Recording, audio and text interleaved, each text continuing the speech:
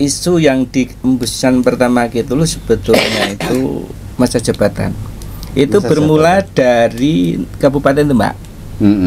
Kabupaten Demak. Di situ pada waktu itu ada pilkada. Ya, teman-teman kades itu ke salah satu pihak. Nah, salah satu pihak ini bagaimana bisa menggait teman-teman kades? Akhirnya punya ide. Nanti nek kami jadi iming-iming tambah jabatan. Nah, itu politik pilkada semula. Sebetulnya kan berawal dari sana, dari Kabupaten Demak. Nah, kebetulan jadi. Akhirnya ditagih. Nah, dia nggak berwenang untuk itu. Nah, ternyata udah. Salam sehat selamat dunia akhirat. 1 jam saja biar paham. Udah komunikasi sama saya. Nah, setelah itu kemudian ya, tanggal 22 gagal. Kemudian tanggal 24 kami mulai mengadakan FGD. Ya, fokus group discussion. Pertama saya terinspirasi dengan Pangeran Diponegoro. Gerilya. Strategian gerilya. Maka acara pertama saya laksanakan di Magelang. Di Magelang sana, di Canggis Park ya. Itu kumpul di sana. Saya di luar dugaan nih hadir hampir seluruh ketua paguyuban atau perwakilan dari Jawa Tengah dan Jawa Timur itu hadir. Yang biayai siapa itu? Saya sendiri. Biaya sendiri? Iya, biaya saya sendiri, tanpa sponsor, tanpa embel-embel politik. Nah, jadi kalau nanti berhasil semuanya harus sowan pati ya. Harus sowan Mas Pandoyo pati semuanya. Gugulo teh ya Mas. Tapi memang komitmen kita harus biaya sendiri. Harus biaya sendiri. Saweran begitu ya. Saweran. Kita ada FGD itu sampai 7 kali. Jadi itu tanggal 24 kita FGD di Magelang, kemudian tanggal 27 itu di Sukoharjo, tanggal 31 di Bandungan. Bukan di Salatiga. Kemudian ada lagi di Klaten, di Pati dan di Boyolali serta Karanganyar. Nah, ini rangkaian dari bagaimana kami bisa mengumpulkan teman-teman yang ada. Pada tanggal 30 Desember inilah kami diundang oleh pengurus Papdesi Jawa Tengah untuk rapat di Bandungan bahwa akan ada bla bla bla bla. Rencananya waktu itu kalau nggak salah tanggal 12. Disitulah saya matur karena saya ini kan juga ketua Papdesi Pati dengan Kang Keswo, sama-sama pengurus Papdesi Jawa Tengah di divisi pemerintahan. Itu Kang Keswo ketuanya, saya anggotanya. Begitu. Jadi kami ini serumah begitu loh ya. Saat itu saya sampaikan kepada teman-teman Papdesi, kalau bisa mbok ya jangan berbeda karena rencananya kan tanggal 12. Saya minta mbok bareng saja, kami dari Kades Indonesia Bersatu. Nama spontan yang kami buat waktu itu mau aksi di tanggal 17 Januari. Akhirnya diiyakan, gitu kan, bisa bertemu, bisa kumpul. Sebelum mau aksi tanggal 17 Januari, itu kan ada surat dari Abdesi dan Papdesi untuk RDPU dengan Komisi 2 ya. Itu diajak nggak? Gini, di KIP itu. Komisi 2 kami bersurat juga. Ceritanya gini, itu pada waktu itu Mas Agung. Mas Agung itu ngobrol sama Ketua Abdesi karena beliaunya pembinanya. Akhirnya diskusi muncul ide RDP. Di Komisi 2 difasilitasi Kemendagri pada waktu itu. Kan yang ke Komisi 2 kan pasti Abdesi. Nah, Abdesi itu enggak sebetulnya. Nah, pada waktu itu memang semua elemen diundang. Baik KIP kan sudah nyurati jelas. Saya bersurat resmi. Nah, karena organ yang besar itu Abdesi sama Papdesi, dua-duanya diundang pada waktu itu. Nah, ternyata yang Papdesi nggak hadir pada waktu itu. Itu ceritanya begitu. Itu gara-gara ya Mas Agung ada RDP itu, sama Kemendagri kan, ada Abdesi ada pertemuan sama Kemendagri, Mas Agung diwajibkan hadir oleh Kemendagri pada waktu itu. Sebelumnya kan tanggalnya tidak sama itu. Ya. Pak Abdesi sama Abdesi mau ketemu Komisi 2 itu kan tanggalnya tidak Beda-beda. sama dengan KIB. Ya, saya mintanya tanggal 17, tapi kok sudah didahului di tanggal 12 diundang. Ada apa ini? Penggembosan apa-apa? Saya begitu. Artinya kan kita kabari untuk sekalian diundang. Dan alhamdulillah kan hadir juga ya. Hadir, artinya kan hadir. sama itu. Ya. Apa aspirasinya kan sama juga gitu kan. Ceritanya begitu. Berarti lama ya. Sudah berapa bulan itu? Sejak November, Desember?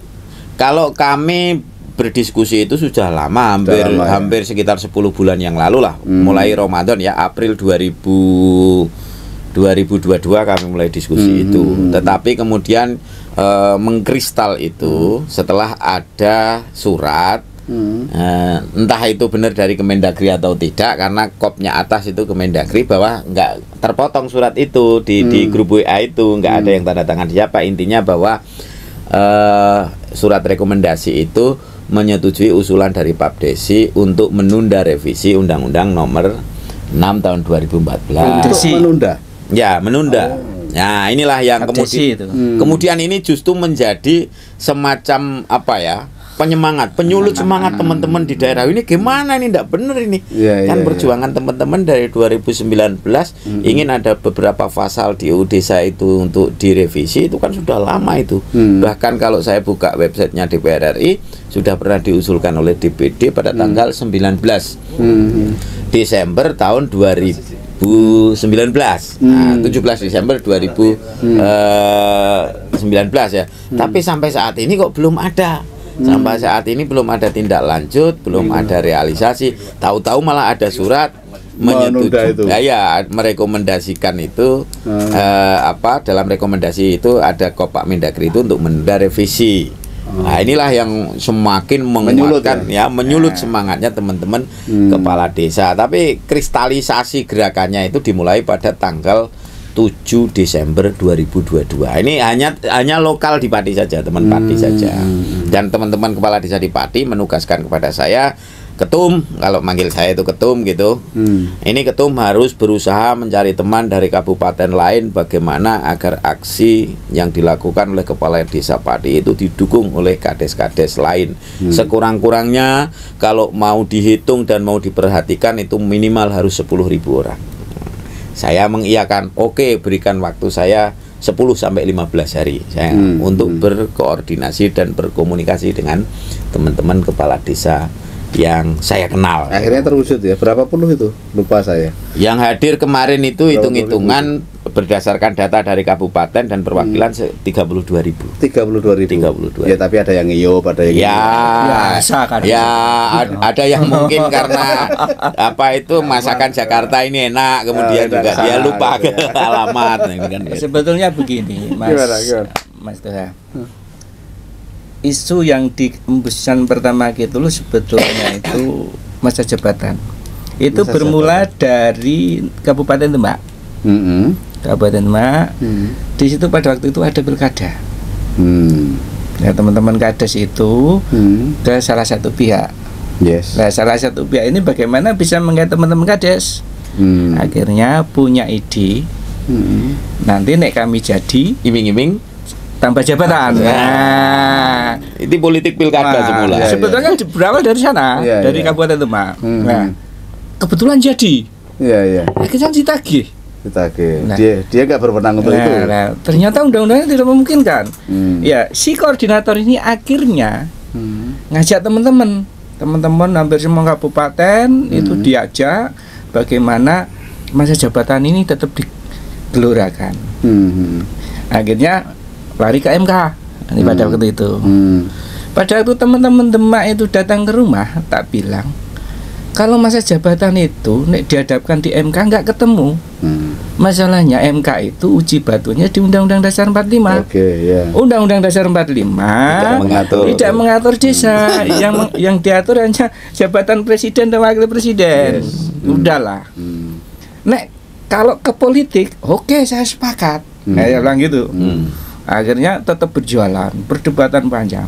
Oke, nggak apa-apa, silahkan. Saya ikut mendoakan. Pesan saya jangan sampai berlebihan untuk mencari sesuatu ya. Bilang gitu sama teman-teman. Itu. bergulir dan lain sebagainya ke sana kemari sampai ke luar Jawa, guliran ini. Nah, disambut teman-teman, kemudian disambut Kemendes setiap saat ada pertemuan, celuluk gitu, masa jabatan dan sebagainya. Kristalnya itu di situ. Akhirnya Kemendes terdesak juga. Iya. Ngomong 9 tahun itu ya. Kayak gitu. Tapi kalau dirasionalisasi katanya Kemendes juga itu rasional, efisien. Iya. Ya. Artinya klop lah. Makanya nek saya itu masa jabatan saya pribadi loh, Mas Tua. Enggak sebetulnya. Karena ini demi kebersamaan saya ikutkan seperti itu. Nah, bukan kok munafik gak lah. Wong yo nek tambah yo kepenak ya. Tapi ini perjuangan. Pada waktu itu kita ketemu pertama kali sama teman-teman di Jawa Tengah itu, saya bilang, teman-teman, jangan kita hanya masa jabatan. Enggak elok lah dipandang masyarakat. Masa kepala desa ngelama. Bagaimana pinginnya? Kita harus membedah revisi undang-undang ini secara utuh. Bukan hanya masa jabatan. Tapi kita bedah semua pasal-pasal mana yang selama 9 tahun ini implementasinya ke desa kurang atau bukan bahkan tidak pas. Ini cobalah kita kaji. Jadi kita tidak serta-merta hanya kepentingan pribadi kita, tapi keseluruhan untuk desa. Makanya muncul tagline desa berdaulat, rakyat sejahtera, Indonesia Jaya, muncul di pinggirnya itu. Makanya kita setiap kali ketemu sama komisi, ketemu sama Mendagri, itu yang kami kita sampaikan itu bukan ansih masa jabatan enggak. Iya. Kita memandang untuk semuanya. Kalau kemarin kan tuntutannya ada 10 poin penting. Ada 10 klaster itu ya. Tapi klaster itu kan secara umum ya. Tapi yang 10 poin penting itu yang pertama penyesuaian persandingan dengan Undang-Undang 23 2014 tentang pemerintahan daerah dan Undang-Undang nomor 11 2020 tentang Cipta Kerja. Karena sudah ada Undang-Undang Cipta Kerja, tentunya pasti akan terpengaruh dengan Undang-Undang Cipta Kerja, undang-undang yang lain. Ya. Kemudian yang kedua, kewenangan desa penuh menentukan arah pembangunan dan alokasi anggaran. Betul. Nah, itu kan kedaulatan desa tadi. Kemudian jika penghasilan tetap Kades, BPD, jaminan kesehatan dari Kades, BPD dan perangkat dan jaminan kesehatan karena selama ini nggak ada jaminan kesehatan, nggak jelas gitulah. Mungkin ada yang sudah, ada yang belum. Itu parsial sebetulnya. Tunjangan keempat, tunjangan kerja Kades 35% dari dana desa itu.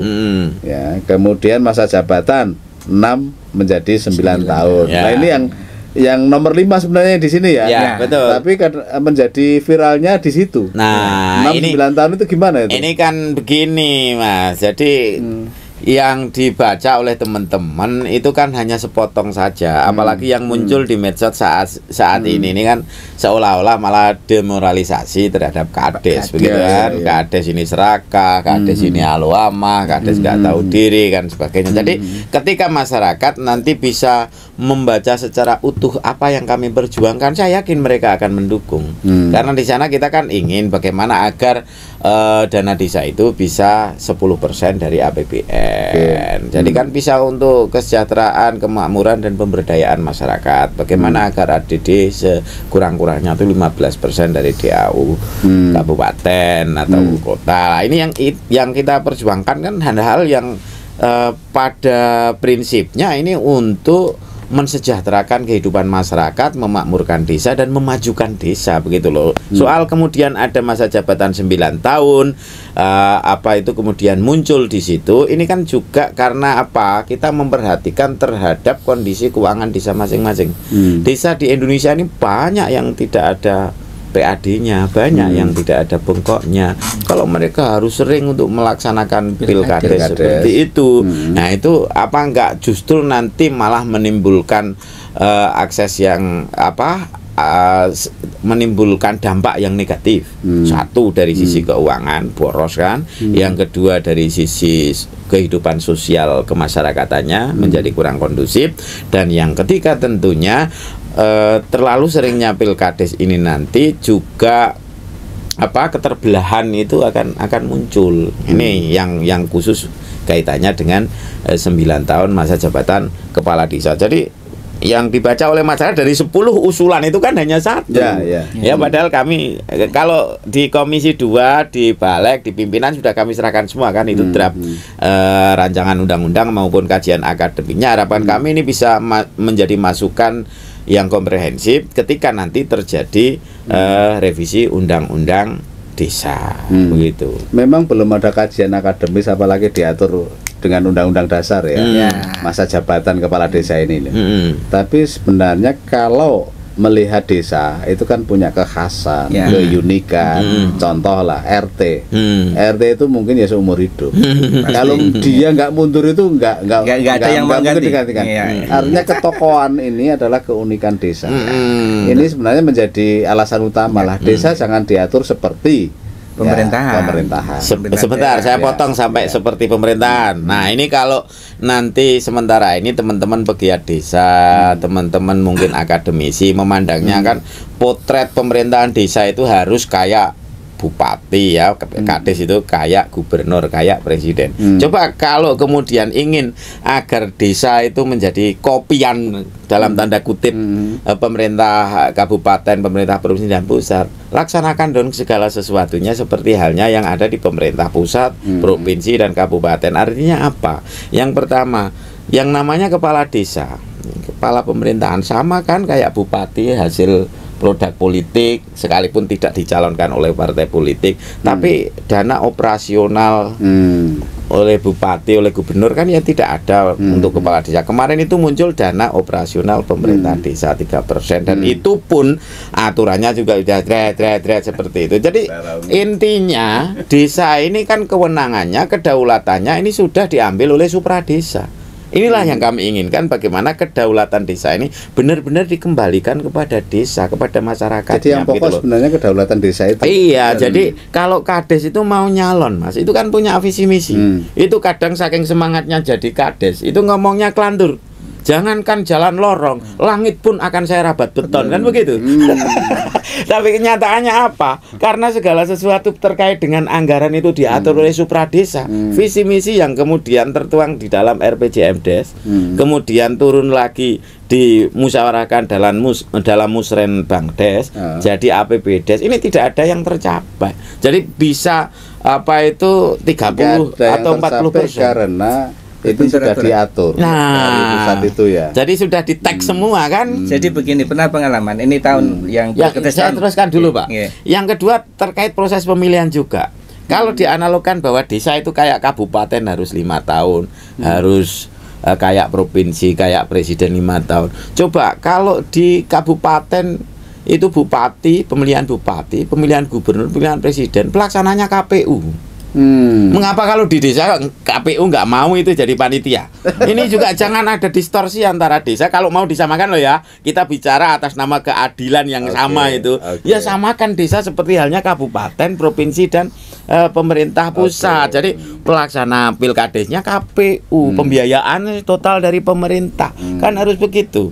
Nah ini kan karena anggaran kurang, itu saja kan harus sumbangan dari pihak ketiga yang bla bla bla. Karena apa? Keterbatasan anggaran itu dari sisi pelaksanaan pilkadesnya aja. Jadi kadang orang ini kudune gambarannya koyok bupati, koyok gubernur, tapi prakteknya yang di desa tidak difasilitasi ketika terjadi pilkada, pilgub maupun pilpres. Begitu Pak Toha. Artinya kan jangan diatur-atur seperti mereka karena durung disembadani gitu. Intinya beginilah, desa itu punya ciri khas. Desa itu punya keunikan, punya adat istiadat. Dan kalaulah memang dianggap desa dan dipaksakan desa itu harus pelaksanaannya, tata kelolanya seperti halnya pemerintahan, ya segala sesuatu fasilitasnya kayak pemerintahan gitulah. Dari sisi apa itu pendapatan kades dan perangkat desa, kemudian tunjangannya, jaminan hari tuanya, termasuk pensiun dan lain-lain. Bupati itu ada taktis fund loh. Nah, dari PAD. Nah, jenengan yang tahu itu yang anggota dewan. Ada PAD-nya. Lah kalau desa itu ada PAD-nya juga. Ada, tapi nggak ada taktis fund, nggak ada. Nggak ada taktis fund. Nggak ada. Berapa 30%-nya itu berapa itu? Nggak ada. Nah, artinya harus sama kayak begitu loh. Jadi sistem harus sama, anggaran harus sama, pengelolaan juga harus sama, manajemen juga harus sama. Itu baru bisa disebut pemerintahan desa. Nah, desa. Jadi sekarang ini kalau udah kayak begini ya fungsinya kades ya apa udah ada kedaulatannya. Jadi intinya kan lebih banyak kita ini intinya diatur lah, diambil oleh supradesa. Intinya begitu. Jadi duit yang 1 miliar itu kepala desa nggak terlalu. Jadi begini, 1 miliar contoh ya Mas ya. Kita contohkan. Yang tahun ini sih agak mending, tapi yang tahun lalu misal ketika Covid ya ada aturan bahwa minimal tahun 2022 itu mengapa teman-teman berdiskusi panjang ini 40% untuk BLT, 20% untuk ketahanan pangan. 40% dari 1 miliar. Iya. Itu untuk BLT dana desa. 20%-nya untuk ketahanan pangan. Berarti 60 kan? 8%-nya untuk PPKM. Kemudian untuk stunting dan gizi balita. Jadi nyaris untuk pelaksanaan. Yang ini sih sesuai kebutuhan dan kemampuan keuangan. Tetapi hitung-hitungan kita ini untuk biaya pembangunan dan pemberdayaan masyarakat itu kurang dari 30%. Bagaimana kita bisa mengerjakan? Melanggar itu apa sanksinya? Sanksinya kalau BLT tidak sesuai itu dana untuk anggaran untuk BLT nanti ditarik kembali. Ada pengurangan. Batas 104 Pak ya. Ini yang salah satu diperjuangkan oleh para kepala desa.